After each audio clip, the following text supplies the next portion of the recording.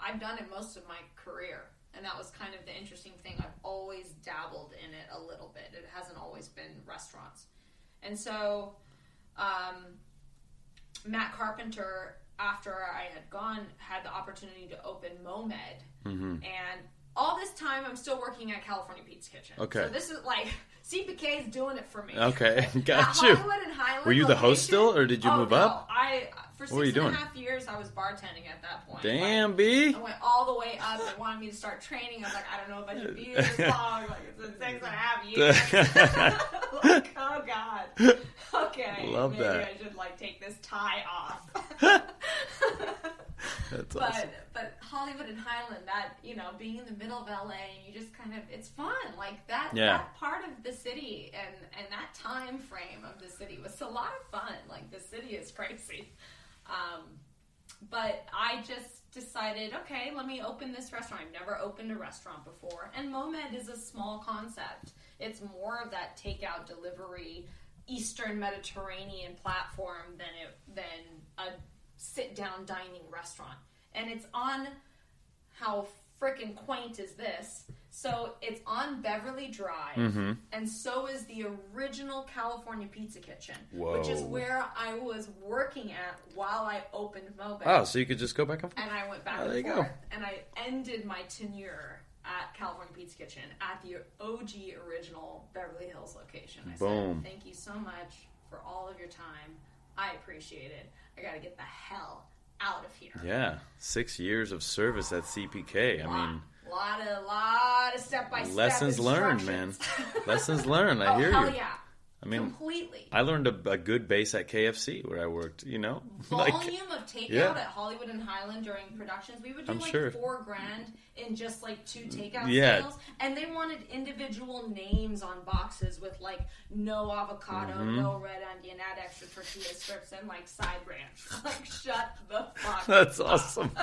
And we had and you doing like 36 of those. Yeah, so dude. It believe me, I definitely garnished a lot of valuable experience mm-hmm. working with that company. Because you're just like, with you that know, volume, it's insane. When I was in KFC, you had the headset, so you hear the drive-through, plus you had the front cash register. There was a line out the door, cars out the parking lot, and you're like, what is going on here? You're like, you know? And I'm computing this? Yeah, and I'm doing this? Exactly. Yeah. Organize this shit right now. It's like, well, I have a funny story. One of my managers, his name is Larry. He's the first guy I ever bought weed from. Mm-hmm. And he got arrested one night during Saturday night service at KFC, right? So he's literally mixing mashed potatoes. Like, the mixer's going, and you know the mixer's big, so it's moving the table. You know, it's just like shaking like a washing machine. And he's like, as soon as the cops bust through the back door, he lights a cigarette immediately in the kitchen of this KFC. So he's smoking this cigarette. He's like, he knows he's going to, this is the last cigarette he's going to have for at least 14 hours, you know? So they arrest him, and it was such a funny scene because he's standing there with his KFC coat, like his hat to the side a little bit. He had blonde dreads, smoking a cigarette. This mixer's going, and this man's getting arrested. All of a sudden, they call the manager from this other store in New Haven. He comes and takes over the service, and me and my friend Sergio looked exactly the same, right? So we're running in circles all night, doing everything, and at the end of the night, he's like, hey, man, do you want to come work for me at the New Haven store? And I was like, what do you mean? And then my friend showed up right next to him, and he's like, wait a minute, there's 2 of you? He's like, I thought you were one person the whole night. And I was like, how is this man going so quickly? Like, I would go for chicken, and then my buddy would come back with chicken, and he'd be like, what the fuck is going on here? But I thought that was hilarious.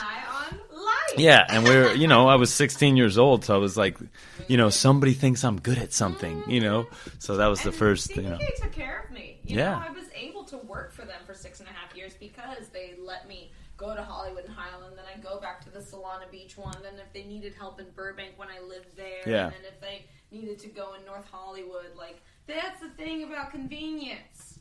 It's convenient. Yeah. Like, they're everywhere. For everything, even their staff. You can go back and forth, no problem, no matter where you live in this city. Mm-hmm. And, I value that. And so those were 2 big departures. One, I was leaving my dance career and my dance company, and then 2, I was leaving CPK, and I took all of my time and energy into cooking. Yeah. And being a cook. And I was green. opening Momed. That was the first opening I'd ever done. I'd never tested recipes beyond, like, nothing professional. Yeah. You know, everything at home. And I really just saw a great momentum kind of happening inside of me that I liked what I was doing. Yeah. I liked cooking. I liked putting it together. I was incredibly insecure about it. Really not knowing where to put my foot, which actually I think helped me in the beginning because I was observing the entire time.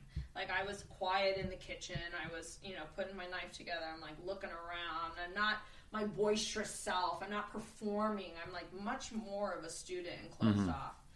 And through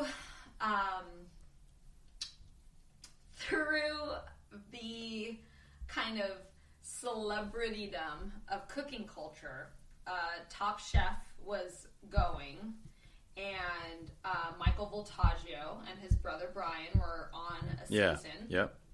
And I followed them, and I was like, this Michael guy, what is he doing? Like, this guy's insane. Realized his restaurant was in Pasadena at the dining room, and I started going to that restaurant. I would take my friends, I'd take my sister, and we would dine. And it was, I love fine dining. Like, I love being a patron of fine dining. Love it. Eat it up. Don't like cooking in those kitchens. I am not a fine dining chef. Yeah.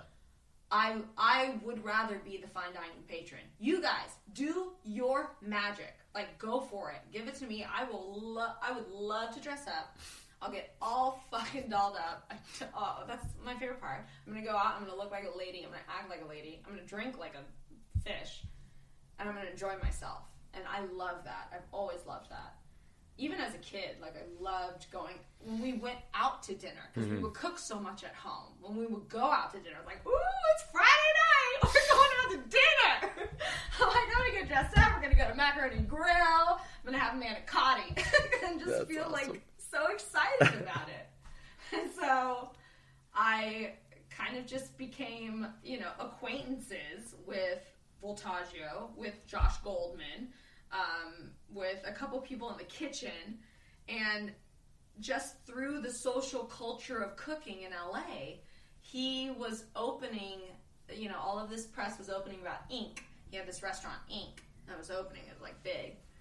And then, all of a sudden, out of nowhere, he popped open Ink Sack, which was the sandwich shop right down, like, a few doors down from Ink. Yeah. And so I was like, hey, what the hell is this sandwich shop? So I went in with my girlfriend to, like, try it out. And Michael was there, and he offered me a job. He goes, you want to cook with me? I'm like, yeah, I do. I'll help out. So I started at Ink Sack as a prep cook while I was working at Momed. Decided to leave Momed, only work at Ink Sack.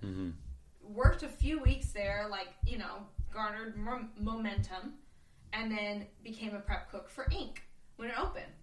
And it was Sable, Brittany Vallis, and me as the AM prep cooks of Ink. It was like us three ladies. A couple boys sometimes. Daniel would kind of, you know, we had a couple of guys who would come in and do some stuff, but we were the three women that were hitting it hard. Maylin, she was a fish cook there, and I saw her. I had interactions with her. Her and I are still very good friends. We had some fun there. Sable and I are still incredibly good friends. Like, those women, like, what we dealt with in that kitchen. Yeah. Because there are toxic work environments out there. Yeah. And there are lessons to be learned as managers. I'm not saying I'm not one of them. Like, you can't judge people on how they're, you know, creating their world if you realize that they don't know any better. Exactly. You know? It's like, let me show you this lesson to learn. And then if you choose not to learn the lesson, that's probably when I'm going to place judgment. That's just my natural being. Yeah. But it was brutal. It was hard.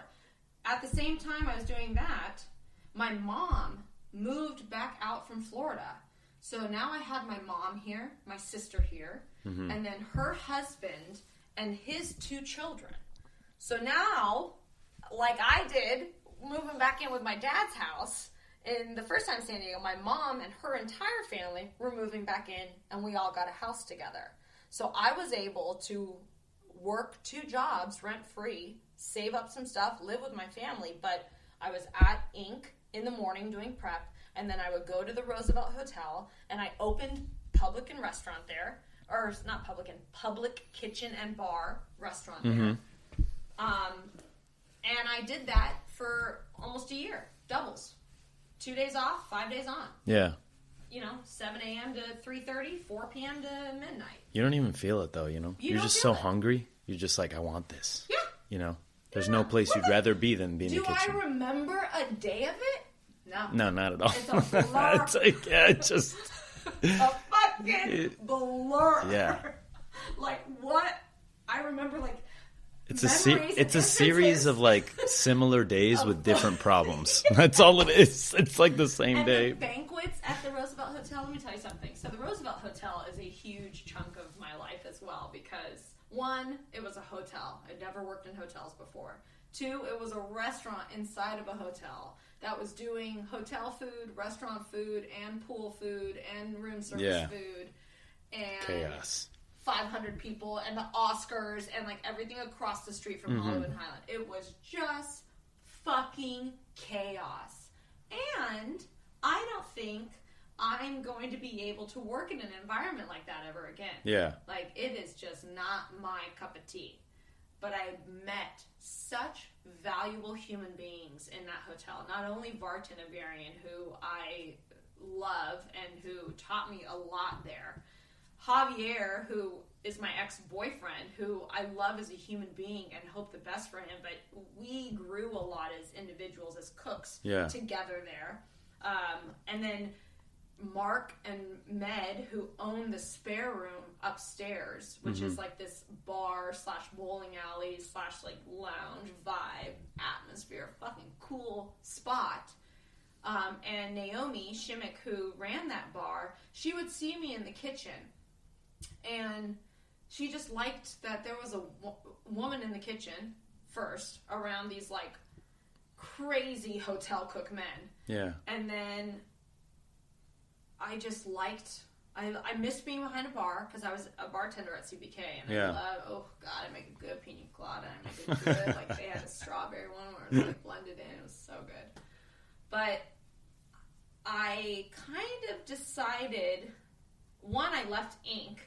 because I was like, I cannot do this anymore. Yeah. I am literally losing myself. Were you still prepping at that time, or were you on a station? I stayed prepped the entire time because I was at the Roosevelt Hotel Got you. So I only prepped in the mornings there.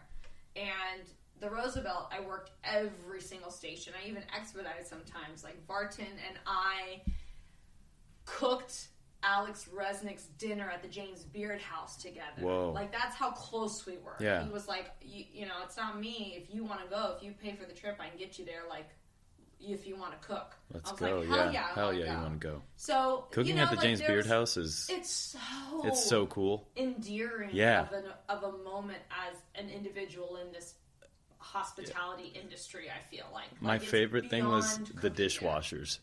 They could give a fuck less who the fuck was there. They did not care. They were just like, just give me the shit. I don't care. Who you are, doesn't matter what chef was there. And I know they're the same way every day. Yeah. It doesn't matter who's there. I love that. In the back, I barely worked on one side. I loved it. I loved that whole trip. And so I just realized that I could learn a lot from Vartan. Yeah. And so I left Inc. I stayed at Public with him. And then I kind of got a little, I don't know, not bored, but just kind of over hotel food. The Public food was the same. It wasn't changing. We were, still doing room service, still doing the pool stuff. So you're doing, this beautiful, cheese tart. The tart shell, you're making these, you're prepping these, and then you're doing shit ton of fries and chicken fingers and all that shit, and it's just I don't want to do this anymore. Yeah, when the things start to look not beautiful, that usually are stunning, you know, you're just I can't be here anymore. I'm done, thank you so much. I'm not bringing a positive thing to this anymore. No, including my soul. Yeah. And so Naomi found me, and she was like, do you want to maybe start some food up north in the spare room? And I'm like, Okay, so I went upstairs